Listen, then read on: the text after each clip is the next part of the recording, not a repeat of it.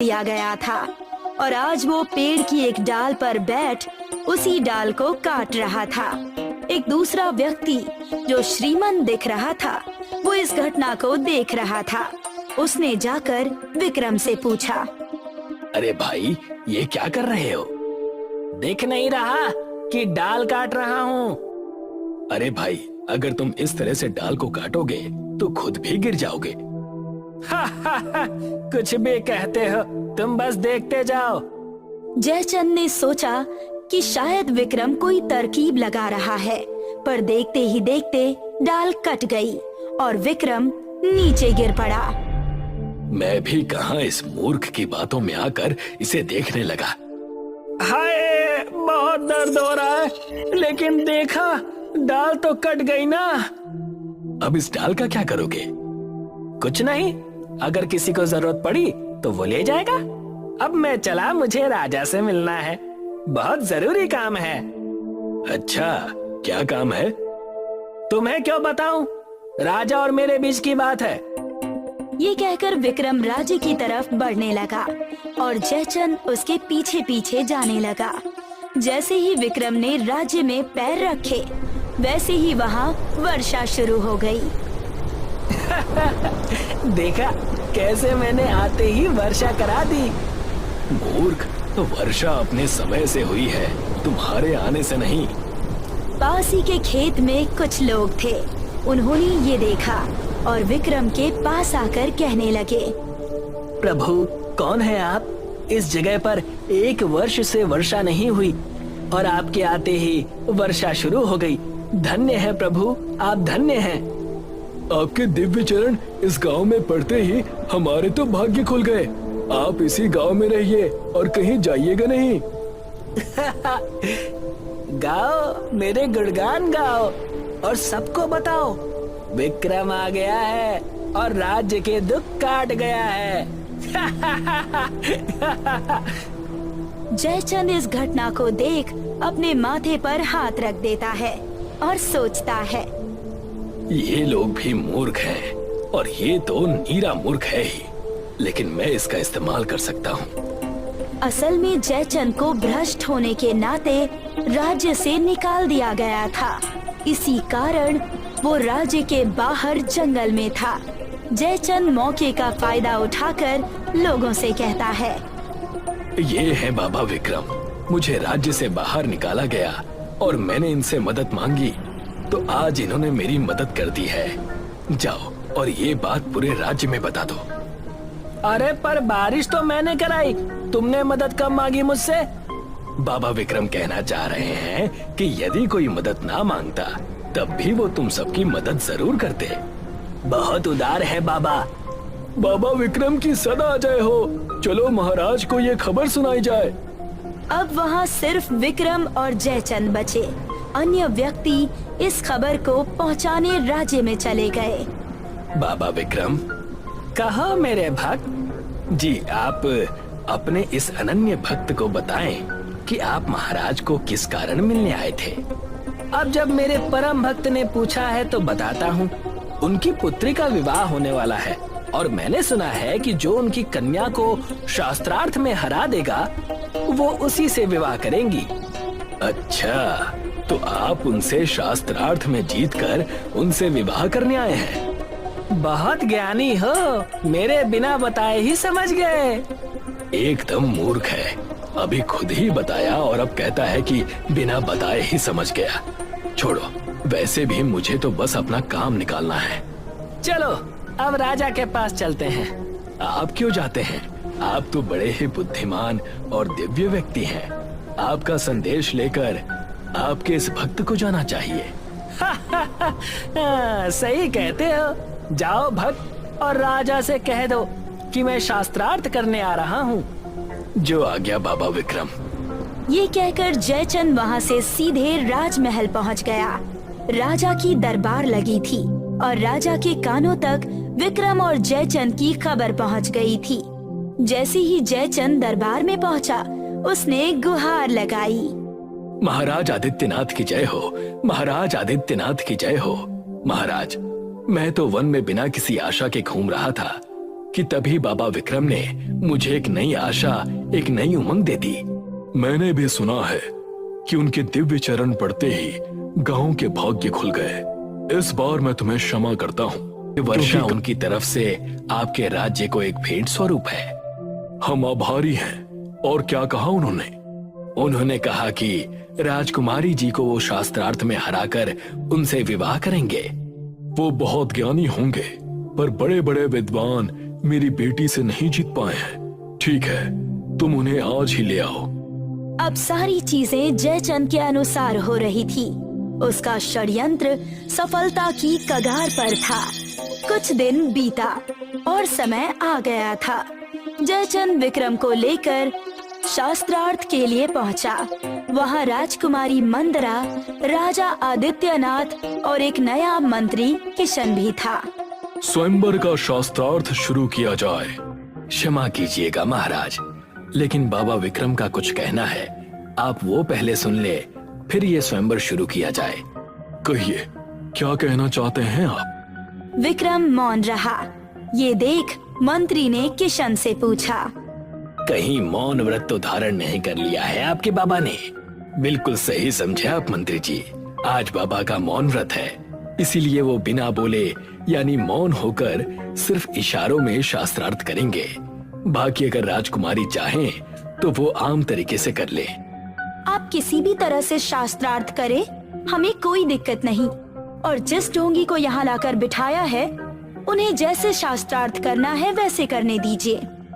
ये सुनकर विक्रम के चेहरे के रंग उड़ गए और उसे काफी गुस्सा आया।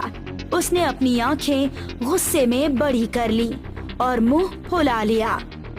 बाबा विक्रम बहुत गुस्से में हैं। आप ढोंगी ना कहें, वरना वो वर्षा का भेंट वापस ले लेंगे और इस राज्य में कभी बरसात नहीं होगी। विक्रम तेजी से सिर हिलाता है। पुत्री, अपने शब्द वापस ले लो। लोगों की आस्था इस समस्या से जुड़ी हुई है और अगर इन्होंने वर्षा बंद कर दी तो बड़ी परेशानी हो जाएगी। ठीक है पिताजी, क्षमा कीजिएगा। ये सुनकर विक्रम मुस्कुराने लगा और संतोष में सिर हिलाने लगा। 3 सवाल पूछे जाएंगे राजकुमारी की तरफ से और उन प्रश्नों का उत्तर बाबा विक्रम देंगे। यदि वो तीनों प्रश्नों के उत्तर दे पाए या राजकुमारी के तथ्यों को गलत साबित कर दिया तो जीत विक्रम की होगी। हुआ और राजकुमारी ने बिना मौन रहे पहला प्रश्न किया परखने के लिए। इस राज्य में कितनी चिड़िया है? विक्रम अपने दोनों हाथ खड़े कर देता है, ये बताने के लिए कि उसे ये सब नहीं पता। पर जयचंद बात पलट देता है। ये कह रहे हैं 10,000। ये कैसे हो सकता है? इतनी जल्दी इन्होंने उत्तर कैसे दे दिया? मुझे इसके पीछे का अर्थ बताएं। अगर चिड़िया इससे अधिक हुई या कम हुई तो? ये सुनकर विक्रम अपना दायां हाथ बाईं ओर लेता है और बायां हाथ दाईं ओर। विक्रम बस ऐसे ही कुछ खेल कर रहा था, पर जयचंद फिर से बात पलट देता है। बाबा विक्रम ने कहा कि यदि चिड़िया कम हुई तो इसका मतलब ये होगा कि चिड़िया अपने रिश्तेदारों से मिलने गई है, और यदि अधिक हुई तो कुछ चिड़ियाएं अपने रिश्तेदारों से मिलने इस राज्य में आई होंगी। ठीक है, अब मैं भी मौन शास्त्र करूंगी। उत्तर दें। फिर राजकुमारी ने अपने हाथ गोल तरीके से घुमाया और एक उंगली दिखाई। उनका कहने का मतलब था कि हर किसी का एक ही रचयिता है। इस पर विक्रम ने 2 उंगलियां दिखाई। अच्छा, तो ये मेरी एक आंख फोड़ेगी। ये लो, मैं तुम्हारी दोनों आंख फोड़ दूंगा। अब विक्रम का तो अर्थ अलग था, पर फिर जयचंद ने बात संवार ली। आप अपना प्रश्न बताएं राजकुमारी। मैंने कहा सबका रचयिता एक है। लेकिन मेरे बाबा कहते हैं कि रचयिता एक नहीं 2 है। एक नर और दूसरी नारी, बिना दोनों के रचना असंभव है। राजकुमारी ने बात को समझा और हार मानकर गुस्से में दूसरा प्रश्न किया। उन्होंने फिर गोल आकार में हाथ घुमाया और 5 उंगलियां दिखाई। अच्छा, तो ये अब कह रही है कि मुझे झापड़ मारेगी। ले, मैं तुझे मुक्का मारूंगा। ये कहकर विक्रम ने मुट्ठी बांध ली और राजकुमारी को दिखाई। फिर जयचंद ने अपनी सूझबूझ लगाई और बात सवार ली। मैंने कहा था कि सारी सृष्टि 5 तत्वों से बनी है। जी, और मेरे महाराज ने कहा है कि ये पांचों तत्व एक ही जगह से उत्पन्न हुए हैं, जो है परम तत्व। राजकुमारी के 3 प्रश्न पूरे हुए और राजकुमारी ने अपनी हार स्वीकार की, पर राजकुमारी के मन में खटास बनी थी। ये शास्त्रार्थ बाबा विक्रम जीत गए हैं। राजकुमारी मंदिरा की हार हुई। इसी के साथ ये स्वयंवर समाप्त होता है। महाराज, यदि आपकी आज्ञा हो तो मैं मंत्री जयचंद से कुछ पूछना चाहता हूँ। जैसी आपकी इच्छा। पूर्व मंत्री जी, ये आपके बाबा का मौन व्रत कब तक चलेगा? बस अभी संध्या तक इनका मौन व्रत समाप्त हो जाएगा। संध्या होने में बस कुछ ही देर है। आप प्रतीक्षा कीजिए, फिर हम इनसे दहेज की बात कर लेंगे। ये सुनकर जयचंद ने सोचा कि अब बात पक्की होगी, पर बात तो कुछ और ही थी। संध्या हो गई और किशन ने विक्रम से पूछा, बाबा विक्रम, कहो भक्त, क्या चाहते हो? और वर्षा करा दूं? कि आपने इशारों में कहा क्या था राजकुमारी से?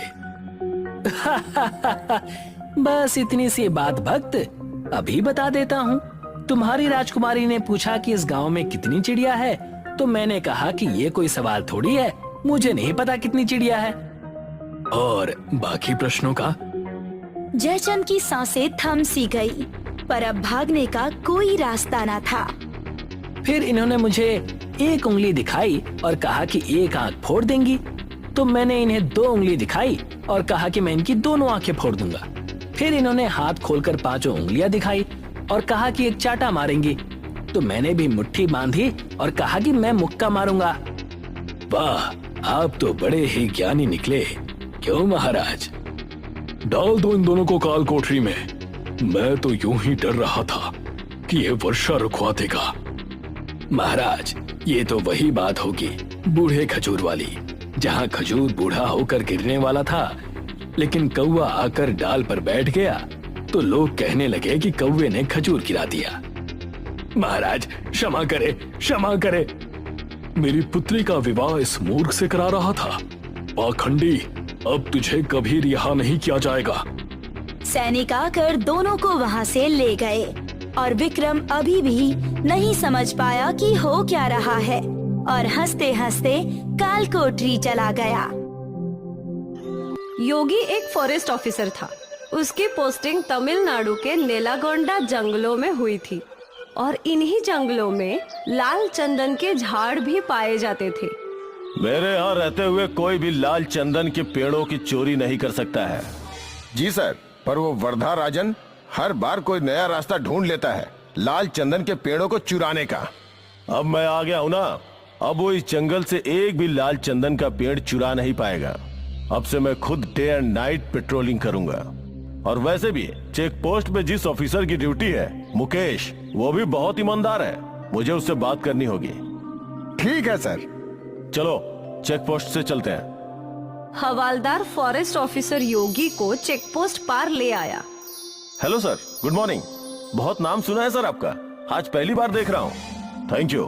मैंने भी तुम्हारी ईमानदारी के किस्से सुने हैं। Thank you sir. हमें गाड़ियों की जांच और बढ़ानी होगी। अब भी लाल चंदन की तस्करी हो रही है। ऐसे ही चलता रहा तो लाल चंदन देखना भी मुश्किल हो जाएगा मुकेश। सर, मैं जानता हूँ इन सबके पीछे वो वरदराज है, तो तुम उसका कुछ करते क्यों नहीं? सर, वो इन्हीं जंगलों में पला बढ़ा है, जंगल का कोना कोना जानता है। जब भी हम उसे पकड़ने दौड़ते हैं वो जंगलों में गायब हो जाता है। कम से कम हम लाल चंदनों को इस चेक पॉइंट से बाहर जाने से तो रोक ही सकते हैं ना? जी सर, मैंने और फोर्स की मांग की है। अगले हफ्ते से और 2 हवलदार इस चेक पॉइंट पे होंगे। उम्मीद है अब लाल चंदन की तस्करी बंद हो जाएगी। हम मिलकर करेंगे तो जरूर होगा।